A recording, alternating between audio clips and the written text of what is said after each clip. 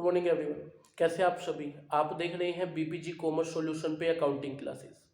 आज का जो टॉपिक है वो कैश फ्लो इन्वेस्टिंग एक्टिविटी के कुछ बहुत ही इंपॉर्टेंट क्वेश्चन हम डिस्कस करेंगे यहाँ पे। उनमें हम एसेट्स का और उन पे एक्यूमुलेटेड डेप्रिसिएशन अकाउंट का अकाउंट बनाएंगे। अब देखिए, एक्यूमुलेटेड डेप्रिसिएशन या प्रोविजन फॉर डेप्रिसिएशन अकाउंट होता क्या है? ये एक तरह से क्या होता है, एक असिस्टेंट होता है हमारे एसेट्स अकाउंट का। एसेट्स में क्या होता है, सिर्फ एसेट को परचेज और सेल करने का काम किया जाता है। और जो ये एक्यूमुलेटेड डेप्रिसिएशन या प्रोविजन फॉर डेप्रिसिएशन अकाउंट क्या करता है, उन्हीं एसेट्स पे जितना भी आज तक का डेप्रिसिएशन वगैरह लगता है या जो अभी डेप्रिसिएशन आगे लगेगा, तो वो किस अकाउंट के अंदर डाल दिया जाता है? एक्यूमुलेटेड या फिर प्रोविजन फॉर डेप्रिसिएशन अकाउंट में डाल दिया जाता है। तो it's mean provision for depreciation या एक्यूमुलेटेड डेप्रिसिएशन का काम है सिर्फ डेप्रिसिएशन को मेंटेन करना, और एसेट्स का काम होता है एसेट को परचेज सेल, उनके ओपनिंग क्लोजिंग बैलेंस को निकालना। तो सबसे पहले, जैसा कि क्वेश्चन आप अपनी स्क्रीन पे देख रहे हैं, इसमें आपको एक एसेट गिवन है, एक उस पर लगने वाला एक्यूमुलेटेड डेप्रिसिएशन गिवन है, और एक इंफॉर्मेशन भी गिवन है। अगर इंफॉर्मेशन गिवन है तो जब तक आप इसका एसेट अकाउंट और एक्यूमुलेटेड डेप्रिसिएशन अकाउंट नहीं बनाएंगे तब तक आपको रियल इमेज पता ही नहीं चलेगा कि क्या परचेज है, क्या सेल है, क्या एक्चुअल डेप्रिसिएशन है। तो हम इनका अकाउंट बनाते हैं।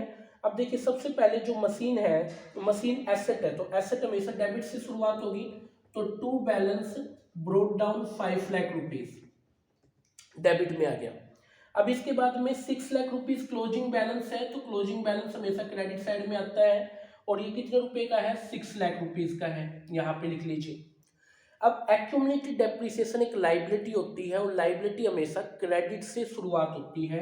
तो बाय बैलेंस बीडी करके आपके पास में 1,64,000 रुपीज का है, और इसका जो क्लोजिंग बैलेंस है वो ओबियसली डेबिट में आएगा। तो टू बैलेंस सीडी करके आप इसको डेबिट साइड में लिखेंगे 1,80,000। यहाँ तक क्लियर है? आगे चलते हैं। कह रहे ड्यूरिंग द ईयर एक मशीन थी 1 लाख रुपए की, जिसपे एक्यूमुलेटेड डेप्रिसिएशन 44 का लग चुका था। मतलब कोई मशीन थी 1 लाख जिसपे अभी तक आज तक 44,000 का डेप्रिसिएशन जुड़ चुका था, ठीक है, और वो मशीन अब 30,000 रुपये में बिक गई 30,000 में। तो देखिए क्या करेगा ये एक्यूमुलेटेड डेप्रिसिएशन अकाउंट, अपने में से उस मशीन का जितना उसने डेप्रिसिएशन जोड़ा था, 44 का जोड़ा था ना, तो ये 44,000 रुपीज अपने में से निकाल लेगा। अब देखिए लाइबिलिटी कम हो रही है, तो लाइबिलिटी कम हो रही है तो डेबिट में अपने में से निकाल के ये किसको दे देगा? मशीन को दे देगा। और मशीन को ये 44,000 प्राप्त होंगे, तो मशीन गिरेगी, तो मशीन क्रेडिट साइड में बाय एक्यूमुलेटेड डेप्रिसिएशन अकाउंट करके। क्लियर है? अब देखिए, मशीन थी 1 लाख की, 44 डेप्रिसिएशन लग गया, तो मशीन रह गई 56,000 की। 56,000 की चीज आपने कितने में बेच दी? 30,000 में। तो 30,000 में एसेट बिकेगी, तो क्रेडिट में लिखेंगे बाय बैंक। और देखिए 56 की चीज 30 में बेची है, तो 26,000 रुपीज का आपको क्या हो गया? By loss on sale. Loss आपको समझ आया होगा ना कैसे निकाला?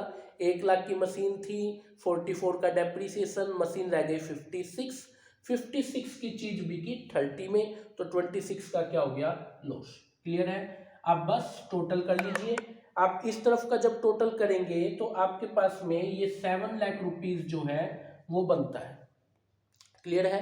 7 लाख रुपीज बन रहा है इस तरफ में आपके पास में, और इधर का आप करते हैं तो 7 लाख में से आप इस 5 लाख को माइनस करिए, तो इधर आपके पास 2 लाख रुपीज जो है वो बच जाता है। ये 2 लाख आपके पास क्या बेटा? परचेज। 2 लाख आपके पास क्या है?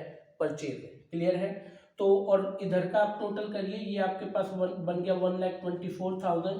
इस 1,24,000 में से 164 को माइनस करिए, ये 60,000 रुपीज आपके पास बच गया bye depreciation during year. Clear है? तो इस तरीके से इस अकाउंट को जो है बनाया जाएगा। अब देखिए कौन सी चीज कहा जाएगी। सबसे पहले एसेट को लेते हैं। ओपनिंग बैलेंस कोई यूज नहीं, क्लोजिंग बैलेंस कोई यूज नहीं। ये 2 लाख का जो परचेज किया है, ये 2 लाख रुपए परचेज जो है ये इन्वेस्टिंग में से माइनस हो जाएंगे, परचेज ऑफ मशीन। समझ रहे हैं आप इस चीज को? क्लियर है, कर सकते हैं। आगे चलिए, इस एक्यूमुलेटेड डेप्रिसिएशन का कोई यूज नहीं है। एक्चुअल डेप्रिसिएशन ये है जो आपने निकाला 60,000, इसको आप ऑपरेटिंग एक्टिविटी में ले जाइए और वहां पे प्लस कर दीजिए। इस 60,000 को ऑपरेटिंग एक्टिविटीज में प्लस करना है, ठीक है। उसके बाद में बैंक से जो आपने 30,000 का बेचा है, इसको आप यहाँ पे लिखिए, प्लस करिए सेल ऑफ मशीन करके, क्योंकि ये कैश का इनफ्लो हुआ है इन्वेस्टिंग में। और ये 26,000 रुपये ये जो है ये आपने ऑपरेटिंग एक्टिविटीज में ले जाना है, लॉस ऑन सेल है, ऑपरेटिंग एक्टिविटी में ले जा करके आप इसे प्लस कर लीजिएगा, ठीक है। तो ये ऑपरेटिंग में प्लस होगा और ये 60,000 डेप्रिसिएशन ऑपरेटिंग में प्लस होगा, बाकी इन दोनों अकाउंटों से और कुछ कहीं पे भी नहीं जाएगा। क्लियर है। तो ये यहाँ पे 1,70,000 रुपये बच गया माइनस का, तो आप कहेंगे cash used in investing activity. समझ रहे बेटा आप इस चीज को। तो ये जो है इस तरीके से कर दिया जाएगा, ठीक है, हो गया। चलिए बहुत बढ़िया। हाँ जी बेटा, तो एक और क्वेश्चन हम इसका डिस्कस करते हैं। क्वेश्चन को आप अपनी स्क्रीन पे देख पा रहे हैं। हमें कैश फ्लो इन्वेस्टिंग एक्टिविटी बनाना है और उसमें जो है आपको एक बोला गया प्लांट एंड मशीन, एक एक्यूमुलेटेड डेप्रिसिएशन पे भी है और उस पर एडिशनल इन्फॉर्मेशन भी है। तो मैंने इन एडवांस मशीन का और एक्यूमुलेटेड डेप्रिसिएशन दोनों का काउंट जो है बना करके रखा हुआ है।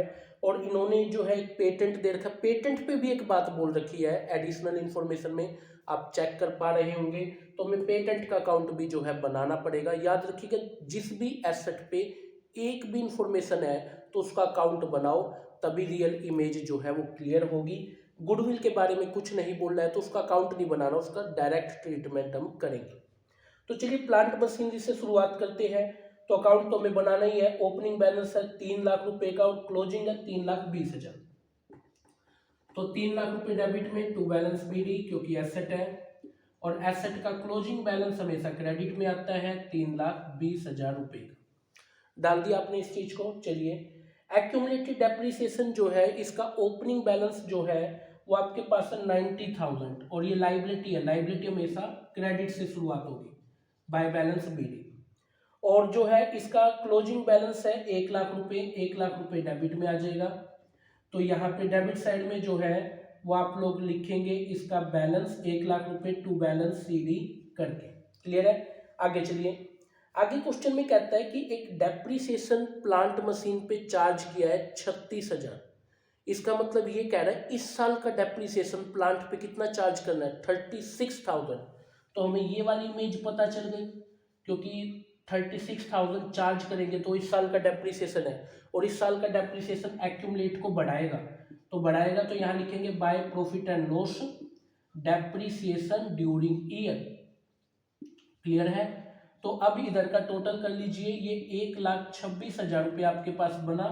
अब इस 1,26,000 में से 1 लाख को घटाइए तो यहाँ पे 26,000 रुपये एक वैल्यू बची। इसका मतलब कोई एसेट बेचेंगे जिस पे लगने वाला डेप्रिसिएशन कितना है, 26,000। तो ये 26,000 हमें मशीन अकाउंट को देना है। तो यहाँ लिखेंगे टू मशीन, और मशीन अकाउंट को ये 26,000 रुपये जो है वो निकाल करके दे देंगे बाय एक्यूमुलेटेड डेप्रिसिएशन करके। क्लियर है, समझ गए ना। देखिए 26,000 का मतलब है कोई एसेट बेचने वाले हैं जिस एसेट पे आज तक 26,000 रुपये का डेप्रिसिएशन लग चुका है, तो हमने उसको दे दिया। अभी जैसे कि लिखते एक मशीन थी जिसकी बुक वैल्यू थी 20। देखिए बुक वैल्यू गिवन है, डेप्रिसिएशन लग चुका है 26। इसका मतलब उसकी कॉस्ट वैल्यू कितनी रही होगी, 26 का डेप्रिसिएशन, आज वैल्यू है 20, तो इसका मतलब वो 46,000 की, 20 की आज है, 26 का डेप्रिसिएशन लग चुका है। इसका मतलब वो मशीन कभी 46 की खरीदी होगी जिस पे 26 का डेप्रिसिएशन लग चुका है। तो आज वैल्यू कितनी है, 20। तो 20 की जो चीज है वो 16 में बेच दी, तो 16,000 रुपये यहाँ पे लिखिए बाय बैंक करके, बाय बैंक 16,000। अब देखिए 20 की चीज को 16 में बेचोगे तो 4,000 रुपये का क्या हो गया, loss by loss on sale. Clear है इस चीज का, समझ गए आप इस बात को। बस अगर समझ गए हैं तो टोटल करिए 3,66,000। अब 3,66,000 में से ये 3 लाख रुपए को जो है माइनस करिए, तो ये 66,000 आपके पास जो फिगर बची ये परचेज ऑफ एसेट की फिगर बच गई।